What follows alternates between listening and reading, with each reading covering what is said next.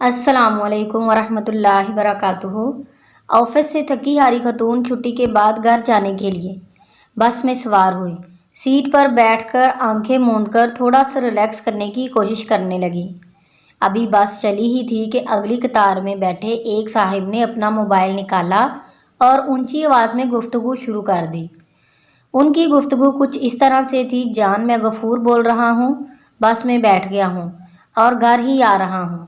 ہاں مجھے پتا ہے کہ 7 بج رہے ہیں، 5 نہیں۔ بس ذرا آفس میں کام زیادہ تھا، اسی لیے دیر ہو گئی۔ نہیں جان، میں شبنم کے ساتھ نہیں تھا، میں تو باس کے ساتھ میٹنگ میں تھا۔ نہیں جان، صرف تم ہی میری زندگی میں ہو، ہاں قسم سے۔ اس اونچی آواز میں مسلسل گفتگو سے خاتون کا سارا ریلیکس کرنے کا پروگرام غارت ہو چکا تھا اور وہ بہت ان ایزی محسوس کر رہی تھی۔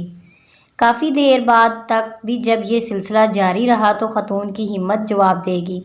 وہ اٹھی اور فون کے پاس جا کر زور سے بولی: غفور ڈارلنگ، فون بند کرو، بہت ہو چکا، اس پاگل عورت کو کتنی صفائیاں دو گے۔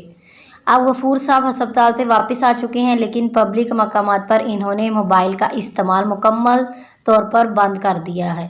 مزید اچھی سی ویڈیوز کے لیے ہمارے چینل کو سبسکرائب کریں، لائک کریں۔